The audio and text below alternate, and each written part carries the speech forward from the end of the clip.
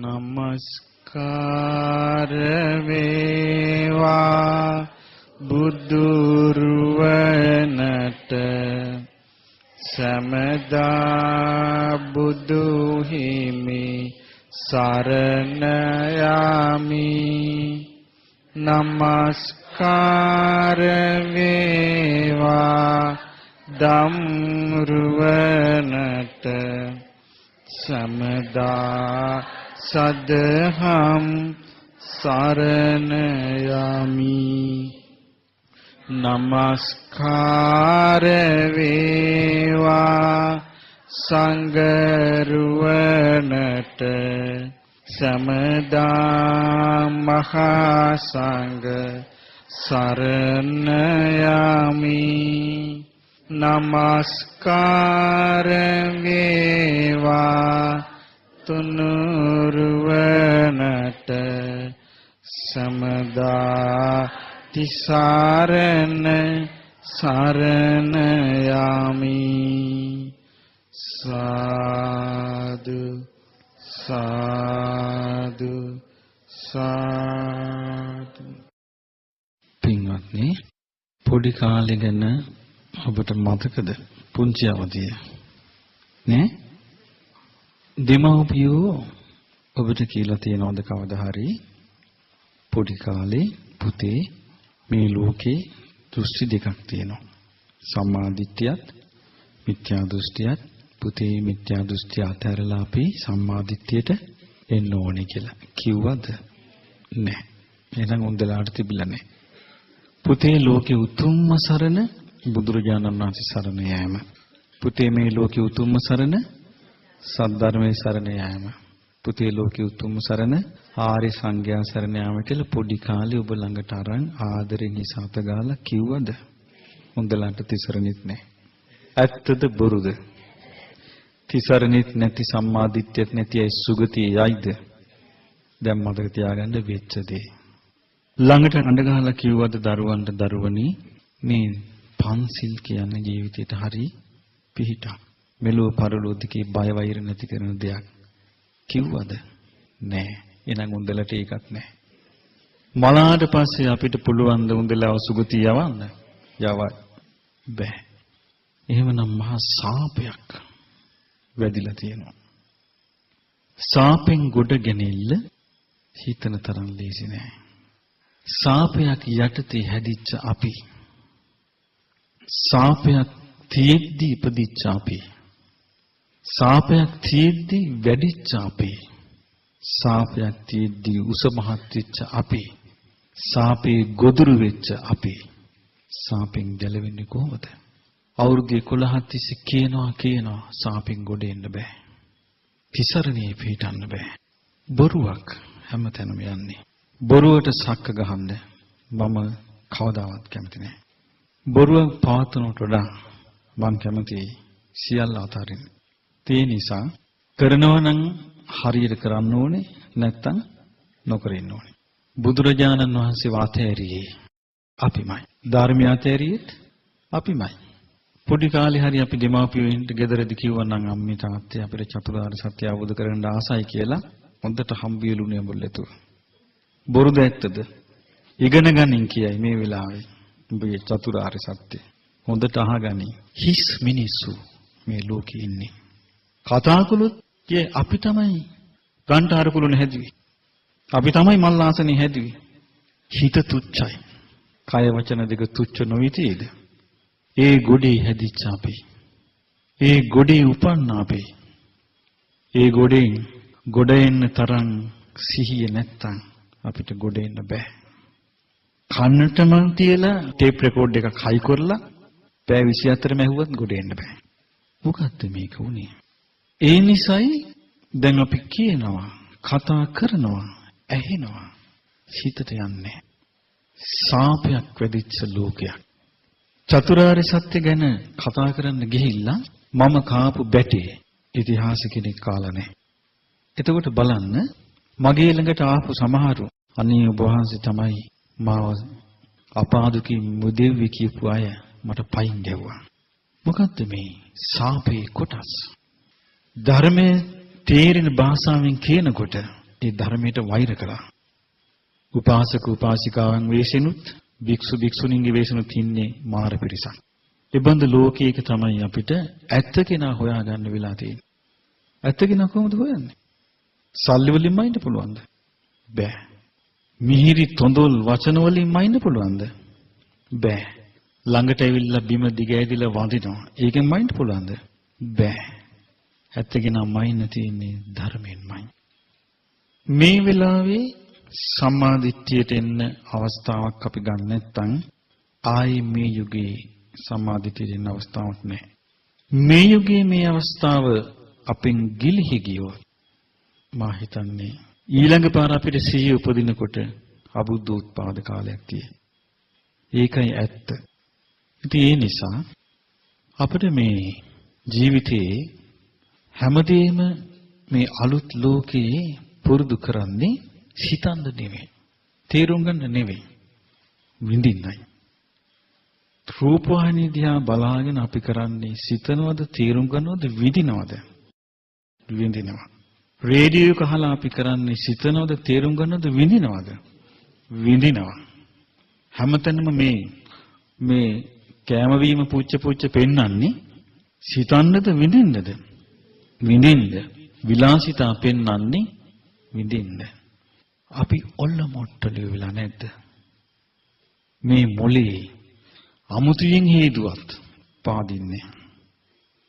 ඉතින් මේ නිසා තමයි අපිට බාධා ගොඩාක් තියෙන්නේ. පළවෙනි බාධාව තර්ක කිරීම. ඒව කොහෙද තියෙනවද? කො මගපල්ලාගේ පෙන්නපන්. කොහෙද මේ ඔය පිම්පව් තියෙන්නේ? කොහෙද දෙවිවරු ඉන්නේ? කොහෙද නිරේ තියෙන්නේ? තර්ක නැද්ද? තර්කය යනු මෝඩයාගේ අවියයි. මෝඩයා හැම විටම ඒ අවිය මෝහත් කරනවා. ඒ මෝඩයාගේ අවිය ලෙලදෙනකොට තවත් මෝඩෙක් ඉබඳු අවියකින්ම ඒට පහර දෙනකොට අවි දෙක දිලිසෙනවා. මෝඩයෝ සතුටු වෙනවා. තර්ක කොට තීරුම් ගන්න පුළුවන් කිසිම දෙයක් නැහැ. ප්‍රඥාවන්තයාගේ අවිය විමර්ශන බුද්ධියයි. විමර්ශන බුද්ධියේත් තර්කයේත් විශාල වෙනසක් තියෙනවා. විමර්ශන බුද්ධිය තුල ඔහු යම් කිසි දෙයක් වටහා ගන්නවා. ඒ වටහා ගැනීම තුල ඔහුගේ අභ්‍යන්තරය වෙනස් වෙනවා. අභ්‍යන්තරයට බලපාන ප්‍රධානම දේ මොකක්ද? ස්පර්ශය. ඇහින් රූප දකින්නේ ස්පර්ශයෙන් නෙවෙයිද? කනෙන් ශබ්ද අහන්නේ ස්පර්ශයෙන්. නාසයෙන් ආග්‍රහණය කරන්නේ ස්පර්ශයෙන්. දිවෙන් රස විඳින්නේ ස්පර්ශයෙන්. කයට පහස දැනෙන්නේ ස්පර්ශයෙන්. සිතන්නේ, විඳින්නේ, හඳුනාගන්නේ, චේතනා පහල කරන්නේ ස්පර්ශයෙන්. ප්‍රඥාව දියුණු කරන කෙනා විමර්ශන බුද්ධි හේතු කොටගෙන ඔහුට ප්‍රඥාව ස්පර්ශ වෙනවා. තාරකයේ කී තොඳුල් බස් කියන පුද්ගලයන්ට අහලකටවත් දෙන්නේ දැනුම ලැබෙයි, මතකයේ ලැබෙයි, ලස්සනට කියන්න පුළුවන් වෙයි, සිතුවිලි පහළ වෙයි. ඒ සියල්ල අයිතිවන්නේ සංස්කාර. ඒ සංස්කාර කුම ප්‍රත්‍යෙන්ද? ස්පර්ශේ ප්‍රත්‍යෙන්. ඒ ස්පර්ශයට ප්‍රඥාව ස්පර්ශ වෙන්නේ නැත්නම් ඔහුට ඉතුරු වෙන්නේ මෝඩකම විතරයි. අද ලෝකේ එහෙම එකක් මට පේන්නේ. ඊට වෙනස් දෙයක් පේන්නේ. එතකොට ස්පර්ශයට ප්‍රඥාව ස්පර්ශ වෙන්න නම් ඔහු ප්‍රඥාවම හැසිරවිය යුතුයි. එතෙක් ඔහු තුල හටගන්න ඊර්ෂ්‍යාව නැති වෙන්නේ. මාන්නේ නැති වෙන්නේ. එකට එක කිරීම නැති වෙන්නේ. පල්ලි ගැනීම නැති වෙන්නේ. බද්ධ වෛරය නැති වෙන්නේ. කිසිවක් නැති වෙන්නේ නෑමයි. එහෙනම් අපි කොච්චර ඇහුවත්, අපි කොච්චර පාඩම් කළත් ප්‍රඥාවෙන් හසුරුවන අවියක් නැත්තම් පරණ ලෝකෙමයි. ඉතින් මේ පරණ ලෝකයේ ප්‍රඥාව නැති මෝඩයාගේ අවිදරණ කෙනාට තියෙනවා ඔටුන්න. ඒ ඔටුන්න තමයි මාන්නේ. මාන්නේ නැමැති ඔටුන්න පළඳාගෙන තරකේ නැමැති අවි දරාගෙන සිටින මෝඩයන්ගේ රැළේ කුමක් කරන්නද? කුමක් දකින්නද? සුනකයන්ගේ පෙරහැරේ ඉස්සරහෙන් ගියත් ඔහු සුනකෙක්මයි. සිංහයන්ගේ පෙරහැරේ සිංහ පැටියෙක්ව බඩ ගාගෙන ගියත් ඔහු සිංහෙක්මයි. ඒ නිසා ඒ සිංහයන්ගේ ලෝකය දැන් නැහැ. දැන් තියෙන්නේ කලින් කිව්වාගේ ලෝකේ. සත්‍යයක් මේ ලෝකයේ තුල පුද ලබන්නේ ධර්මයේද ලාභ සත්කාර කීර්ති ප්‍රශංසා සම්මාන පිළිගැනීම මේව නේද? මේවා තියෙනකන් සතුටු වෙයි. මේවා ඇහෙනකන් සතුටු වෙයි. ධර්මීය අහලකටවත් ගන්න බෑ. මේ නිසා පින්වත්නි ධර්මයේ ගැනීම තමයි මිනිස් ලෝක තුල අපට මුණ ගැසුණු ඊටාම වටිනා ඊටාම බැරෑරුම් අභියෝගේ. පුළුවන් නම් පාස් වෙන්න. ඊටාම සියුම් විභාගේ. පුළුවන් නම් පාස් වෙන්න. පාස් වුණොත් සදහටම සතර අපායන් ඈතර වෙනවා. චාටු බස් වල රැවටි හිටියොත් අපි මාපට රැවටෙනවා. මේ නිසා පින්වත්නි අවංක මහන්සියක් ගත්තා බුදුරජාණන් වහන්සේගේ ධර්මය අපි කියා දෙන්න. මෝඩයාට මේක උටුන්නක් වුණා. ඉගෙන ගන්නවා පටිසම්පාදෙත්. ඉගෙන ගන්නවා ආර්ය සත්‍යය. නමුත් ඒක ඔහුට උටුන්නක්. ඔහු ඒක දාගෙන යනවා වටපිට මේ බලාපන්. මගේ අලුත් උටුන්න. එහෙම උනේ නැද්ද? එහෙම වුණාද? මේ නිසා අපිට තියෙන පින ටිකයි. අපිට තියෙන කුසලතාවයක් ටිකයි. මේක බලවත් කරගන්න බැරි වුණොත් මේ කතාව අහන්න. ජනපදයක් තිබුණා සුරත් කියලා. මේ ජනපදයේ හිටියා රජ කෙනෙක්. ඒ රජුරුවන්ගේ නම පිංගලක. ඒ රජුරුව සේවයට ගියා පාටලී පුත්‍රයට මයුරු රජවරුන්ට ගෞරව දක්වන්න. ආපසු ඒ රජුරුව පිරිවර සේනාව සමග තමන්ගේ රට දිහාවට එනවා. කුමක්ද රටේ නම? සුරත්. රජුරවන්ට පේනවා ඊටාම ලස්සන සුදු වැලි අතුල දෙපස සුන්දර මල්ගමු පිරුණු සොඳුරු වනයෙන් සුසැදී පියකරු පැම්පකුණු ඇති මාවතක්. රජුරු කියනවා රියදුරාට එම්බා රියදුර මේ මග ඊටාම සික්කලුයි. මේ මග ඊටාම රමණීයයි. බිය රහිතයි.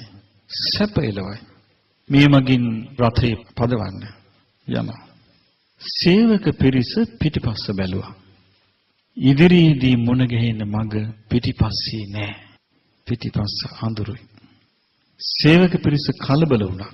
රජතුමාට කියනවා මහරජා බියජනකයි. ලමුදා ගන්නන සුළුයි. නපුරු මගකට අප බැසගෙන තිබෙන්නේ. ඉදිරි මාර්ගයේ පෙනේ. පසුකල මාර්ගෙන් නොපෙනේ. මේ පිරිස වටපිටාව ගැන බියගත්තා. සවන් දුන්නා. විලාපයක් ඇහෙනවා. දුර්ගන්ධයක් දැනෙනවා. රජතුමාට කියනවා රජතුමනි අපි අමාරු වැටුණා. අපිට මේ භූතයන් විසින් පෙන්නපු මායා පාරක්. අපි මේ යන්නේ ප්‍රේතයන්ගේ අඩවියටයි.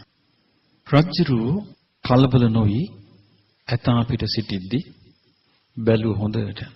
බලද්දියට සිත්කලු වනාන්තරයේ පේනවා ලොකු මේඝ වලාවක් වගේ. ලස්සන පුංචි පර්වතයක් වගේ. යම් කිසි සටහනක්. දැකලා කියනවා සේවකේනි අර මේඝ වලාව වැනි මේ පර්වතයේ වැනි සටහන දිස බලව. කුමක්ද? රජතුමනි මේ මනහර සෙවණ ඇති නිල් වලා පැහැගත් අසිරියෙන් හොබන නුගරුකක්. එසේනම් එතනට යමු කියලා පිරිස යනවා. රජතුමා ඒ ඇත් කඳින් බහිනවා. ගස මුලට පිරිවර සේනාව එනවා. හරි පුදුමයි. නිල්වන් පෙන් බඳුනක් තියෙනවා. නිල් කැටිය වගේ ජලයේ පිරුණු භාජනයක්. තව පසකින් තියෙනවා සුවඳ හමන මිහිරි කැවුම්. සුළු වේලාවකින් ආභරණයන්ගෙන් සැරසුණු දෙවි කෙනෙක් වෙන කෙනෙක් එතෙන්ට පැමිණෙනවා. පැමිණලා කියනවා මහරජ ස්වාගතයක් ඔබට. ඒ කියන්නේ ඔබ ඔය පිළිගනිමු. මහරජ මේ පිරිස සමග මේ පෙන් වළඳන්න. මේ මිහිරි කැවුම් වළඳන්න. රජතුමා පිරිස සමග අර පෙන් පානය කළා. මිහිරි කැවුම් වැළඳුවා. රජතුමා අහනවා පින්වත කවුද ඔබ?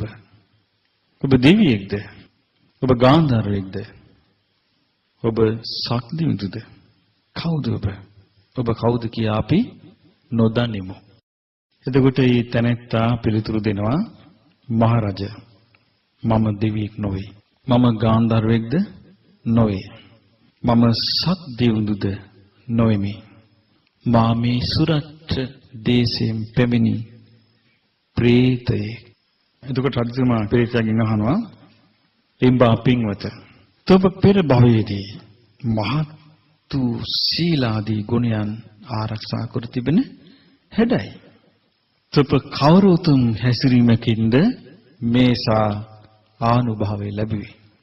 රජතුමනි මාගේ කතාව අසන්න. ඔන්න දැන් ප්‍රේතයා තමන්ගේ ජීවිත කතාව කියනවා. රජතුමනි මම මිසදිටුව සිටි කෙනෙක්. මිත්‍යා දෘෂ්ටියෙන් යුක්ත වූ කෙනෙක්. රජතුමනි මං හරි ලෝභී කෙනෙක්. මම හරියට ශ්‍රමණ බමුණන්ට නිඳා කළා. දන් දෙන්නට සූදානම් වූ අයගේ ඒ දන් මා විසින් වැළැක්වුවා. උපකාර කරන්නන්ගේ ඒ උපකාර වලට මා අනතුරු කළා. බොහෝ දෙනාව දාණයෙන් වැළැක්වුවා. මහරජ මා දානේ විපාක පිළිගත්තේ නැහැ. සිල් රැකීමේ විපාක පිළිගැනීම ගැන කවර කතාවද? ධර්මයේ උගන්වන ගුරුවරුන් ගැනත් මා විශ්වාස කළේ නැහැ. මා හිතුවේ තවත් කෙනෙකුව দমনය කරන්නට බැරි බවයි. මහරජ මා හිතුවේ සියලු දෙනා ඔවුනොවුන් සමාන බවයි. කොමියුනිස්ට් මහරජ මා සිතුවේ කුල දෙටුවන් පිදීමෙන් පිනක් නොලැබෙන බවයි. බලයක් හෝ වීරියක් මිනිසා තුල නැති බවයි. සත්වයාට සැප හෝ දුක ලැබෙයිද? මා හිතුවේ ඒ ඔහුට අදාළ ස්වභාවික දෙයක් බවයි. කොමියුනිස්ට් වගේ. මහරජ මම මව්පියන් පිළිගත් කෙනෙක් නොවේ. මෙලොව පරලොව පිළිගත් කෙනෙක් නොවේ. පින් පව්වල විපාක පිළිගත් කෙනෙක් නොවේ. කවුරුන් හෝ තවත් කෙනෙකුව මරයිද වනසයිද නසයිද මා ඒ සිතුවේ අවියක් ධාතු අතරින් ගියා කියාය. කාගේ ගෝලයේද? තව පොඩ්ඩක් ඉන්න විස්තරේ. මහරජ මා සිතුවේ මේ සත්වයා තුල යම් කිසි ජීවයක් තිබේ, ආත්මයක් තිබේ. ඔහුගේ භෞතික ශරීරයට කොතරම් හානි කළද ආත්මේ සනාතනයි. මහරජ මා සිතුවේ ඒ ආත්මය පුද්ගලයේ ගමකින් ගමකට යන්නාසේ සිරුරකින් සිරුරකට යන බවයි. කන්දක් උඩට නැග නූල් බෝලයක කෙළවර අල්ලා ඈතට වීසිකල විට නූලේ ඇතිතා ගමන් කරයිද?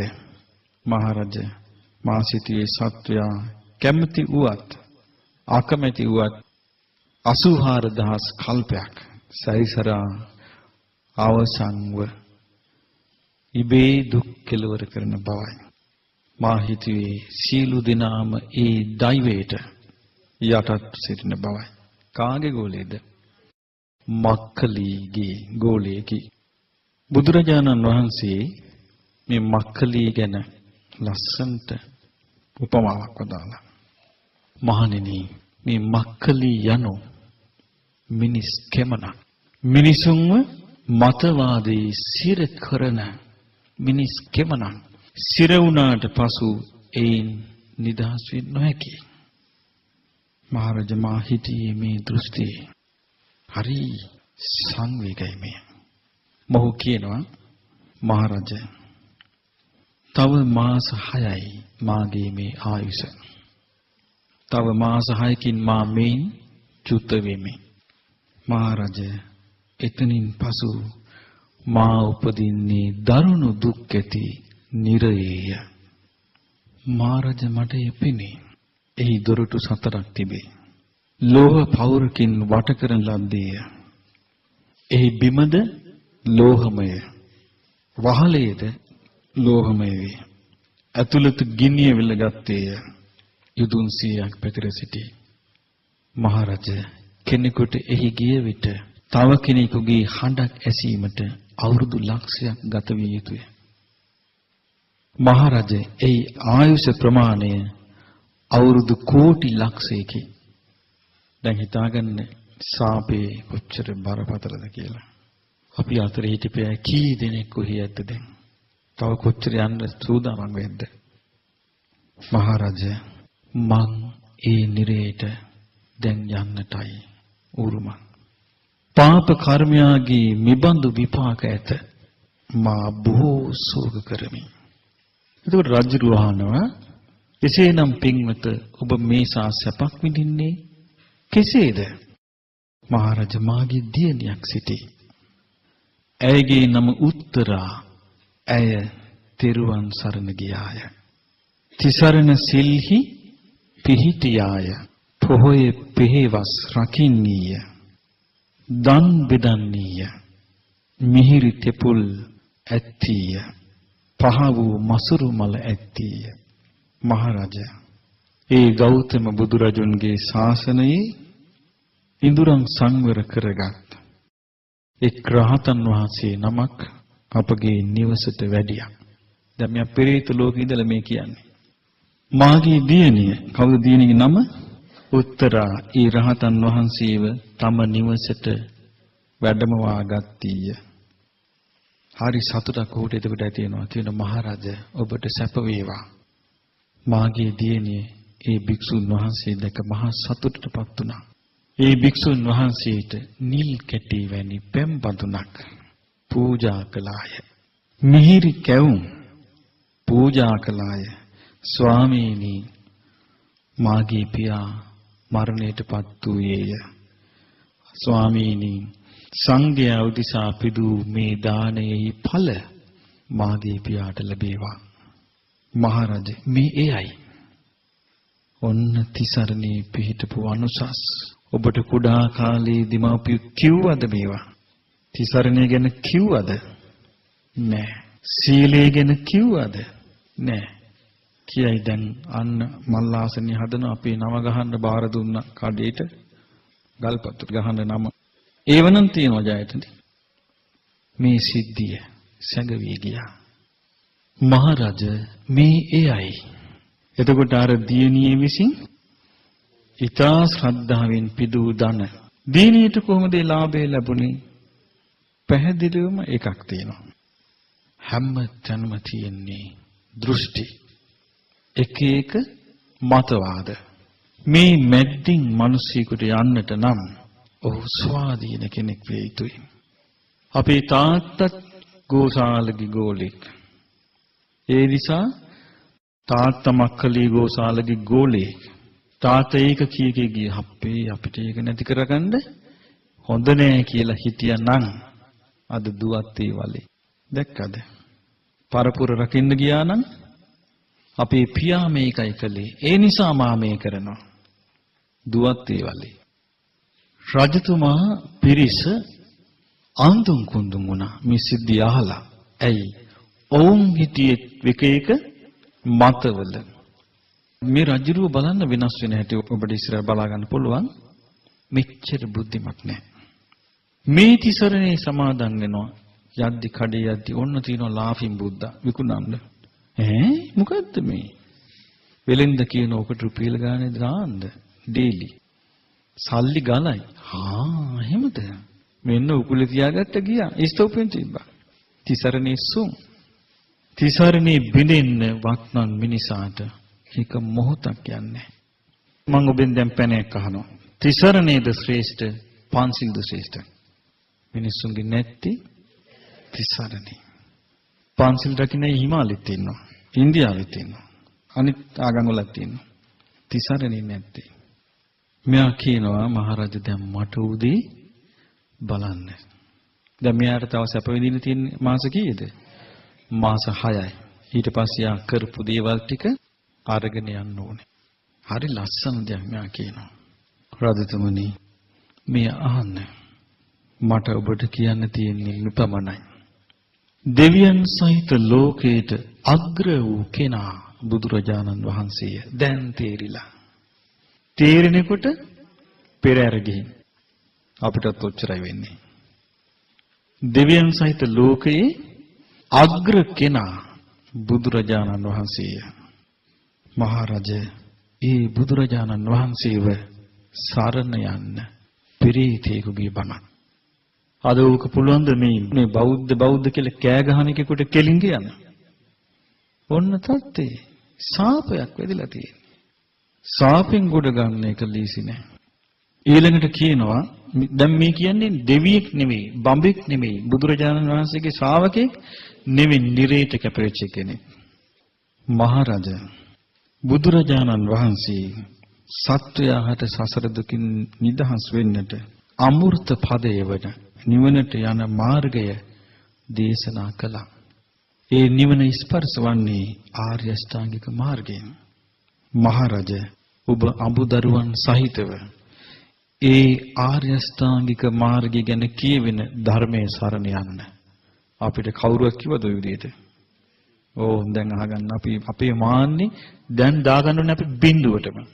දූවිලි මට්ටමට දාගත්තේ නැත්නම් අපිට ආයි මොළේ පාදින්නේ නැහැ. අපිට කවුරුවත් මෙච්චර ලස්සනට කිව්වද? අපිට ඕන නම් සැකේ උපද්දවයි. ඕවා කළා හරියන්නේ නැහැ කියයි. ඔක කොහෙද කියලා අහන්නේ. මෙච්චර ලස්සනට මේ පෙරේතෙක් මිනිසෙකුට කියන්නේ. ඊළඟට කියනවා ඔහු මහරජා මේ මාර්ගයේ ඒකේ මොන මාර්ගයද? ආර්ය අෂ්ටාංගික මාර්ගය හතරකිනුත් ඵල හතරකිනුත් යුක්තයි. ඒ මාර්ගයේ ඍජු වූ පිරිස ආර්ය සංඝයාය. මහරජ සීල සමාධි ප්‍රඥාවෙන් යුතු ඒ ආර්ය සංඝයාව අඹු දරුවන් සහිත ඔබ සරණ යන්න. ඔය වගේ ලස්සනට අපිට කවුරුත් කිව්වද? දැන් බලන්න ඒ කතා කරන භාෂාවෙන් කිව්වේ. හඳුනාගත්තා. ඊට පස්සේ කියනවා මහරජ තව දෙයක් තිබේ. හරි ලස්සනයි. පානාති පාතා විරමසු කිප්පං වහ සතු මෙරිමින් වෙන් වෙන්න. වහ සොරකමින් වෙන් වෙන්න. වහ වැරදි කාම සේවනයෙන් වෙන් වෙන්න. වහ බොරුවෙන් වෙන් වෙන්න. වහ මත්පැන් මද්ද්‍රව්‍ය භාවිතයෙන් වෙන් වෙන්න. මහරජ මේ ඔබට යහපත පිණිස පවතී. මේ පිරිතයට වෙන මොනවා හරි කියාගෙන තිබ්බනේ. මේ අනේ පුළුවන් නම් මාස 6යි තව තියෙන්නේ. අනේ ගිහිල්ලා සංඝයාට දාන දීලා තව පොඩ්ඩක් මට පින් දෙන්න. අද ඔය කියන්නේ වෙහිලා ආච්චිලා සීයලා. කොච්චර නීචද, තුච්ඡද. රජතුමා කොච්චර බුද්ධිමත්ද. රජතුමා කියනවා එම්බයක්සේ ඔබ මට මේ පැවසුවේ යහපත උදෙසාමයි. ඔබේ වචනය මට හිතසුව පිණිස පවතී. ඔබ කියූ දේ මා කරනවා. ඔබ මාගේ ආචාර්යවරයාය. එයා විවෘතයාගේ ජීවිත කතාව කිව්වා. දෘෂ්ටියේ වැරදුණු ආකාරය කිව්වා. ප්‍රේතෙක් බවත් කිව්වා. එයාට ඕනතරම් තිබුණ දැන් ඔය වෙහිලා කියන වගේ බොරු රඟපෑම් කරන්න. එයා කිව්වා මම දෙවියෙක් නොවේ. මම ගාන්ධාරුවෙක් නොවේ. මම සක්‍රියා නොවේ. මා වෙනත් අද්භූත කෙනෙක් නොවේ. මා ප්‍රේතෙක්. ඔහුට තිබුණා මග අරින්න. ඇත්ත නොකිය. ඔහු කිව්වා මට මේ තව ආයුෂ තියෙන්නේ මාස 6යි. ඉන්පසු කල්ප කෝටි ලක්ෂයක් ආයුෂ ඇති නිරීමා උපදින්නේ. රජතුමා කියනවා ඔබ මාගේ ආචාර්යවරයාය. මේ සත්පුරුෂකම වත්මන් මිනිසාට තිබේද? අපෙන් බණ අහපු අය කොච්චර අපිට ගැරහුවද? තිබේද? කරෝල කනවද කියලා හොරෙන් බලනවා ඇවිල්ලා. දානෙට කරෝල දාලාද කියලා. අපහාස කර කර යනවා. තිබේද? සත්පුරුෂ බව තිබේද? කෝය? මොහු කියනවා යක්ෂය තොප මාහට හිතසුව කැමැතිය. දේවතාවෙනි කියන්න බැරිද ඔහුට එම්බා ප්‍රේතය කියලා. දේවතාවෙනි ඔබ මට හිතසුව කැමතිය. මම ඔබගේ වචනේ කරමි. ඔබ මාගේ ආචාර්යවරයාය. මෙන්න මිනිස්සු මට එකෙක් හම්බ වෙනවා නම් ඇති. මෙන්න මිනිස්සු මේ ගමන යන්න පුළුවන් එහෙනම්. හිත් දෙකක් නෙමෙයි දැන් තියෙන මනුස්සයලා තියෙන්නේ. හිත් ගණන කියන්න බෑ. ඒ තරම් වෙස් ගැන්නූ සිත්. මොහු කියනවා ඒ වෙලාවෙම මොහු කියනවා කවුද? පිංගලක රජතුමා. එසේය ඒ භාග්‍යවත් බුදුරජාණන් වහන්සේ මම සරණ යමි. පුදුම මිනිසෙක්. මේ ශක්තිය තියනවාද? වත්මන් මිනිසාට. අනුත්තර වූ ධර්මයේද සරණ යමි. නරදේව වූ බුදුරජුන්ගේ ශ්‍රාවක සංඝයාද සරණ යමි. එයාට කියවන ලස්සන වචනයක්. මොකද්ද? එයා රජෙක්නේ. නරදේව වූ බුදුරජුන්ගේ ශ්‍රාවක සංඝයාද සරණ යමි. එසේය මා වහා සතුන් මැරීමෙන් වෙන්වෙමි. මා වහා සොරකමින් වෙන්වෙමි. මම වහා වැරදි කාම සේවනයෙන් වෙන්වෙමි. බොරු කීමෙන් වෙන්වෙමි. මේක තියෙන මම මත්පැන් පානය නොකරමි. බොරු කීමෙන් වෙන්වෙමි. සිය අඹුහා පමණක් තුටු වෙමි. අද ලෝකයට මොකක් වුණාද? අද ලෝකයේ තුල හිස් වචන ඔහි පාවෙනවා. යහපත් ශ්‍රද්ධාවක් අද මිනිසා තුල උපදවන්න කොයිතරම් අසිරුද? ලස්සන උපමාවක් කියනවා. බුදුරජාණන් වහන්සේගේ ශාසනයෙහි මාගේ සිත ඇලී ගියේය.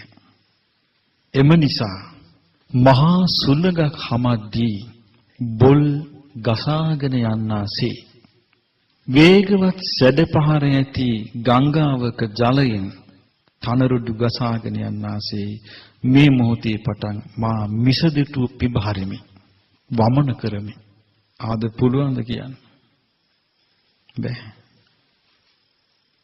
සුරත් දේශේ රජතුමා ඒ පාපී දෘෂ්ටියෙන් වැළකී. එහෙනම් ඔහු තුල තිබිලා තියෙන පවිතු දෘෂ්ටිය. භාග්‍යවතුන් වහන්සේට নমස්කාර කළේය. එතන ඉඳලා පෙර දිගට අභිමුඛව රථයට නැගී ගියේ. කොමක්ද පිනක් කඩා වැටලා. ප්‍රේතයත් සුරත් දේශේ. එහෙනම් ඔහුට තිබුණ රජු කෙරෙහි යම්කිසි ලිංගතුකමක්. ඒකයි රජුරන්ට අර පාර පේන්නේ. පෙන්ලා උලඟට ගෙන්න ගත්තේ. අද අපිට එහෙමවත් පෙන්වන්න කෙනෙක් නැති වුණාට කෙලවර නැතු කියනවා. ඇහෙන්නේ. පාඩම් හිතට යන්නේ. අපේ සිත වසාගෙන තිබෙන්නේ කුමකින්ද? යම්කිසි අද්භූත මායාකාරී බලයකින්වත්ද? මෝහෙන්ද? මාන්නයෙන්ද? ආත්ම දෘෂ්ටියෙන්ද? ලාභ සත්කාර කීර්ති ප්‍රශංසාවෙන්ද? අපේ සිත වසාගෙන තිබෙන්නේ කුමකින්ද? කිසිවෙක් නොදනි.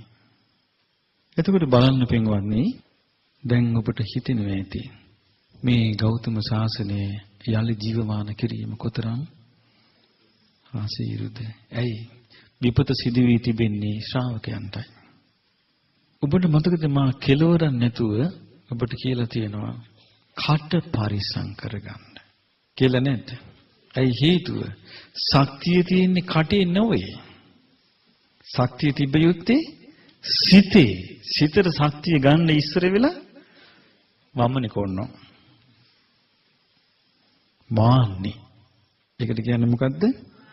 මාන්නේ කියලා. ප්‍රඥාන්ත මිනිසයා නිහඬයි. ඔහු සිතයි. ඔහු කල්පනා කරයි. ඔහු නුවණ මෙහෙවයි. නුවණ මෙහෙවන නිසා ප්‍රඥාව විසින් ඔහුගේ සිතට ස්පර්ශ කරනු ලබයි. හදේ කිසිවක් නැහැ. කිව්වා කියපු එක්කෙනාවත් ප්‍රශංසා කරනවා. වැඩක් නැහැ. මේ නිසා අපට තියෙන මේ දුර්ලභ අවස්ථාව මගහැරී යෑම ඕනෑම වෙලාවක සිදු විය හැකියි. දැන් බලන්න මේකේ නම නන්දක ප්‍රේත වස්තුව. ඔහුගේ නම නන්දක. දැන් බලන්න මේ කෙනා මනුස්ස ලෝකේ කාලය ගත කරද්දී ඔව් බල සම්පන්න කෙනෙක් හැටියට ඉන්නේ ඇති. නැත්තම් අච්චර දෙයක් කරන්න බෑ. දැන් මොහු මරණයටපත් වුණා. මොහුට වැරදුනාම තමයි මතක් වුනේ. දේශනාව තියෙනවනේ ඉද තප්පති පෙච්ච තප්පති මෙලොවත් තැවෙයි පරලොවත් තැවෙයි පව් කරන්නා දෙලොවම තැවෙයි. ඊළඟට පාපකාරී උභයත් තප්පති පාපම් මේ කතන්ති තප්පති මා විසින් පව් කරන ලද්දේය කියා තැවෙයි බියු තප්පති දුක්ගතින්ගට පාඩම් හැද්දට පාඩම්. දැන් බලන්න මේ හැමදේම පාඩම්. සාපේ මොකද්ද? හිතේ පිහිටන්නේ. සිතේ පිහිටා යමක් ඇද්ද? ඒන් තමයි සාමාන්‍ය ලෝකයේ වචන පිට වෙන්නේ. සිතේ පිහිටා යමක් ඇද්ද? ඒ තමයි ඔහු කරන්නේ. එහෙනම් මෙයයි අපේ අභියෝගය. එහෙනම් මේ අභියෝගේ ජය ගන්නට නම් සුදු වතින් කළ නොහැකිය.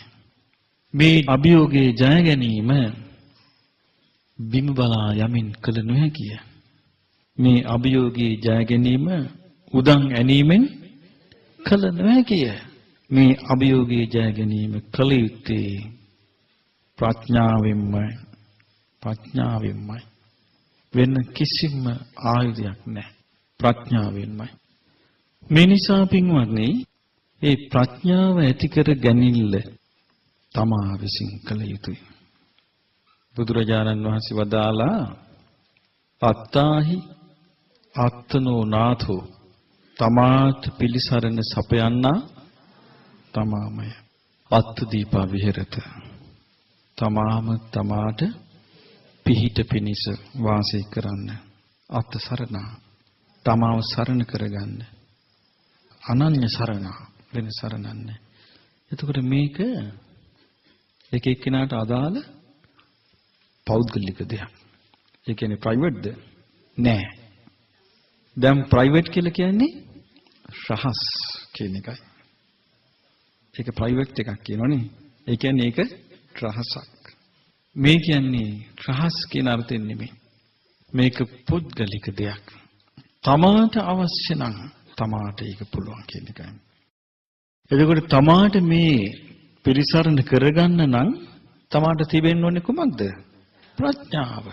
ප්‍රඥාවෙන් සිතන්න කෙනා නුවණින් විමසන කෙනාට මේ දහම් කරුණ තමන්ට සංවේදී. ප්‍රඥාව නැති කෙනාට එවලෙට චුට්ටක් නිකන් මොකද්ද වෙනව? එතනින් පස්සේ පරණ ලෝකේ. එතකොට බුදුරජාණන් වහන්සේ ඒකයි වදාළේ ධම්මදීපා විහෙරත ධර්මය පිහිට කරගෙන වාසය කරන්න. ධම්ම සරණ ධර්මයේ සරණ කරගන්න. අනන්‍ය සරණ වෙන සරණකට වෙන සරණක් අවශ්‍ය නැහැ. දෙවියන්ටත් මෙච්චරයි. මිනිසුන්ටත් මෙච්චරයි. ඉතින් ඒ නිසා අසරණ වූ මිනිසා අසරණ බව නොදැන පුහු මාන්නයකින් සිටි. ඒක තමයි මිනිසාගේ සාපය. එතකොට මේන් අත්මිදින්න නම් ඔහු කොයිතරම් ජීවිතය ගැන කල්පනා කළ යුතුද? නේ? නුවණින් සිටිය යුතුද? දැන් මේ නුවණින් මම ඔබට මතකද කිව්වා කල්පනා කරන නුවණින් සිටින මිනිසයා පිරුණු කලේ වගේ. පිරුණු කලේට ගෙජ්ජිහයි කළා නැහැ. හිස් කලේ තමයි සලන් ගාන්නේ. ගෙජ්ජි දාලා. වතුර නැහැ. මට ඇහෙනවා හිතපු ගමන් අපේ අnder මහත්තයා කියනවා අනේ වහගන්න කියනවා ඔය ගෙජ්ජි. කියන්නේ නැද්ද? ඇයි මේ ධර්ම දේශනා ඉවර ටිකක් කරනකොට සලන් ගානවා. පිරුණු කල නැත. කල පිරෙන්නේද නැත. සිදුරු ඇත කලවල. අපිවම රවට්ටා ගන්නවද? එහෙම වෙන්නේ නැති නේ. තව කවුරුවත් පින්වත්නි අපේ කටවල් වහන්න එන්න ඕන නැහැ. තව කවුරුවත් එන්න ඕනිද අපේ කඩවල් වහන්න? නෑ. නිශ්ශබ්දතාවය අපේ සුන්දරත්වයයි. ඒ සුන්දරත්වය තමයි ඇති කරගත යුතු දෙයක්.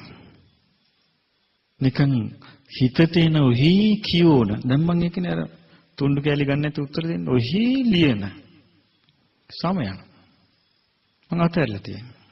බඩසතන් වලට මම ඊට පස්සේ ගන්නෑ උත්තර දෙන්න තුණ්ඩු කැලි. බොරු දෙයක්. ඒක නිකන් විලාසිතාවක් දැන් ස්ටයිල් එකක්. ඒ නිසා මේ දැන් ඔබට අද චුට්ටක් තේරෙන්නේ නැති මා හිතන්නේ කියන්න බෑ ඒත්. ඒ පමණ ලේසියකින් සිහිනුවන උපදී නම් 11 වසක් ගත වීමක් නිසාද. ඒ නිසා පින්වත්නි නිහඬ බව කියන්නේ හරි සුන්දරත්වයක්. ඒ සුන්දරත්වය අත්විඳින්න. ඒ සුන්දරත්වය කොයිතරම් සොඳුරුද කියන්නේ රජවරු පාබිය වුණා. දවසක් ජීවක අඹ වනයේට අජාසත් රජතුමා ජීවක වෛද්‍යාචාර්යතුමා කැඳවාගෙන ගියා. අජාසත් රජතුමා සේනා සහිතව ඊටාම නිහඬයි. ඊටාමත්ම නිහඬයි. අජාසත් රජතුමා අහනවා ජීවක නුඹ මාව පාවා දුන්නා නේද?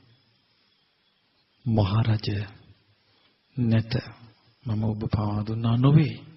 මහරජ මේ නිහඬ බව මත අර බලන මැනව භාග්‍යවතුන් වහන්සේ සංඝයා පිරිවරා වැඩ සිටිනසේක. සරණ යනු අපි කෙලවරක් නැතුව කොයි නිහඬ බව අහලකින් ගෑවිලා යනවද? අපි නිකන් කෘතිම මිනිස්සු වගේ, කෘතිම සරණක් වගේ, කෘතිම ශ්‍රාවකයෝ වගේ. ඇත්ත අය නෙවෙයි. හරියට කැප කරන්න වෙයි අපිට. ඇත්ත අය වෙන්න නම්. ඉතින් මේ නිසා ඒකට හේතුව මොකද්ද? මං කිව්වේ ඒකයි. තිසරණේ නැති, සිල් පරපුරක් නැති, තිසරණේ පිහිටපු පරපුරක් නැති ගෞතම බුදුරජාණන් වහන්සේ සරණ නොගිය හිස් මිනිසුන්ගේ ලෝකයක ජන්මේ ලැබූ අපට දැන් එහෙම ශාපයක් වී නැද්ද? ඒක නේද වෙලා තියෙන්නේ. නැත්තම් අප තුළ යම් කිසි ගැඹුරක්, කිසියම් සුන්දර ගැඹුරක් අප තුළ විද්‍යමාන විය යුතුයි. ඒ සුන්දරත්වයේ කරා අපි යන දවසක් නොපෙනේ. සෑමදාම එක වගේ මට නම් අපිට සතුටු වෙන්න තියෙන ඔලු වැඩි වෙනවා. අද මෙපමණ ඔලු ඇත. අපිට සතුටු වෙන්න තියෙනවද? අද හරි සුන්දරයි. හැමෝම කිසියම් නිස්සබ්ද ගැඹුරක සිටිනවා. ඔවුන්ට කිසියම් දෙයක් ඔවුන් අත්විඳින හැඩයි. අහලකවත් තිබේද? ඒකයි පින්වත්නි අපේ ශාපේ. බුදුරජාණන් වහන්සේ ගැන සිතෙන් කල්පනා කිරීමට අනේක වූ ධර්මය අප කියා දීලා තියෙනවා. බුදුරජාණන් වහන්සේ ගැන, ධර්මයේ ගැන, සංඝයා ගැන, ස්කන්ධ ගැන, ධාතු ගැන, ආයතන ගැන කියා දීලා නැද්ද? තව කියපන්. තව අහන්න ලෑස්ති. එච්චරයි අපේ හිතේ තියෙන ඉල්ලුම. නැද්ද එහෙම එකක්? නැත? ඇත්ත. ඉතින් ඒ නිසා පින්වත්නි මේ අපි ගැනම අප යම්කිසි මේකට කියන්නේ පුනරාවලෝකනය කියලා. යලි හැරී බැලීම. පුනරාවලෝකනය. අපි ආ ගමන ගැන අපි හැරී බලන්න ඕනේ. බැලුවාම තේරෙනවා අප තවම සිටින්නේ යන්නට සූදානම් නොවූ ගමනක්. නැද්ද? අප තවම සිටින්නේ එකතැන නැගිටින්නට හදන ගමනක් මිසක් ඇවිදින ගමනක් නොවේ. ඉතින් මේ නිසා අපට දුර්ලභ දෙයක් ලැබුණා. ඒ භාග්‍යවත් අරහත් සම්මා සම්බුදුරජාණන් වහන්සේගේ අතිශයින්ම විස්මිත අද්භූත බුද්ධ ඥාණයෙන් ප්‍රකාශ කළ දේ අපට ලැබුණේ නැද්ද? ලැබුණා. මණික ලැබුණා. උපුදා ගන්න කවුරුත් නැහැ. ඔහි තියෙනවා. හැමෝම කියනවා මේ මණික කවුරුත් නැහැ උපේ දාන්න. ඉතින් මේ නිසා බුදුරජාණන් වහන්සේ සරණ ගිය කෙනා යම්කිසි ජීවිතයට අර්ථයක් සොයාගත යුතුයි. ධර්මයේ සරණ ගිය කෙනා ජීවිතයට කිසියම් අර්ථයක් සොයාගත යුතුයි. ශ්‍රාවක සංඝයා සරණ ගිය කෙනා ජීවිතයට අර්ථයක් සොයාගත යුතුයි. අද ඔබට බණ දෙකක් ඇහුණා මේකේ. එකක් මා කියව බණ. අනික ප්‍රේතයාගේ බණ. ඒ දෙකේම තිබුණේ බණ. එතකොට බලන්නේ කොච්චර වටිනවාද කියලා අර නන්දික ප්‍රේත වස්තුවේ ඔහු ඒ රජතුමාට කියන ජීවිත කතාව කොච්චර විවෘතයිද? අද කාලේ මිනිස්සුන්ට මේ විවෘත වෙන්න බෑ. ඊට පස්සේ ඔහුව පිළිගන්නේ. හිස් මිනිසුන්ගේ ලෝකයක මොකද්ද කර්මයකට අපිට ජීවිතත් මට උපදින්න උනා. ඒ නිසා මේ ලෝකයේ ඔබට නම් පේන්නේ නැද්ද මේ හිස් බවක්? මට නම් පේනවා. හිස් ලෝකයක හිස් තරංගයක් පේනවා. ඔබට පේන්නේ නැද්ද ඒක? නේ? හරි වැඩේනේ. හිස් ලෝකයක හිස් තරංගයක්, අරටුවක්, අර්ථයක්, පිහිටක්, පිලිසරණක් පේනතික් මානෙක පේන්නේ. හිස් ලෝකයක හිස් දෙයක්. ඉතින් මේ නිසා මේ හිස් ලෝකේ දන්නේම නැතුව ගෙවි යාවි. දන්නේම නැතුව ගෙවිලා යයි. දන්නේම නැතුව අපි මිය යයි. දන්නේම නැතුව මේ අදී අපට එල්ලෙන්න තියෙන්නේ නැවතත් මේ හිස් ලෝකේම නම් අපි ඇසූ බණ කොමටද? නේ? මේ ලෝකෙම නම් අපිට එල්ලෙන්න තියෙන්නේ. මේ මුණ ගැහිච්ච අය, මේ මහ පොළොවට අයිති දේ, මේ ගඩොල් සිමෙන්ති වලින් ගොඩනගෙන ලෝකේ මේකේ නම් අපිට එල්ලෙන්න තියෙන්නේ. අර තිලවක් ජයගෙන නිකලි සිතින් වදාළ සාරවත් බණ පදයන්ගෙන් ඇසූ අර්ථය අපට නොලැබී යාවි. මේ නිසා ජීවිතය කියන්නේ නිකම්ම නිකන් ඇසීමක් නොවේ. ජීවිතය කියන්නේ නිකම්ම නිකන් කීමකුත් නොවේ. ජීවිතය කියන්නේ අර්ථය සොයා යුතු එකක්. අර්ථය සොයා යුතු එකක්. අපේ වාසනාව, මහත්ම වාසනාව, අద్භූත වාසනාව මොකක්ද? ඒ භාග්‍යවත් අරහත් සම්මා සම්බුදුරජාණන් වහන්සේ වදාළ මිහිරි ශ්‍රී සද්ධර්මය, නිර්මල ශ්‍රී සද්ධර්මය ඒ අයුරින්ම ඇහුවා. ඒත් අපි සංවේදී නැත්තම්, ඒත් අපට වැටහෙන්නේ නැත්තම් යලි කවදාවත් නොවැටහේ. යලි කවරදාකවත් නොවැටහේ. දැන් මේ කතා කරන දේ බාහිර ලෝකෙ මෙතනින් පිට වෙච්ච ගමන් ඉවරයි. ඒ ඉවර වෙන්නේ මෙතනදී නොපීඩන නිසා. මෙතනදී නොපීඩන්නේ හිත චංචල නිසා. හිත චංචලවන්නේ කට නිසා. දැක්කනේ? ඇයි අපිට උල්පතකින් ගලන්නේ අනේක සිටිවිලි නැද්ද? එනවා. ඒ එන දේවල් තියෙනවා. තමව පිළිසරණ කරගන්න ඕන කමකුත් නැහැ. ධර්මයේ පිළිසරණ කරගන්න ඕන කමකුත් නැහැ. ඇසීමෙන් සතුටු වෙවි සිටිනවා. කොච්චරයි නේද අපිට තියෙන්නේ? ඉතින් මේ නිසා යම් කිසි දෙයක් අප අලුතෙන් තේරුම් ගත යුතුයි, සිටිය යුතුයි. නැතිනම් මේ අවස්ථාව අපගෙන් ගිලිහි නොයේවා. අපට ගෞතම බුදුරජාණන් වහන්සේගේ දහම ස්පර්ශ වේවා.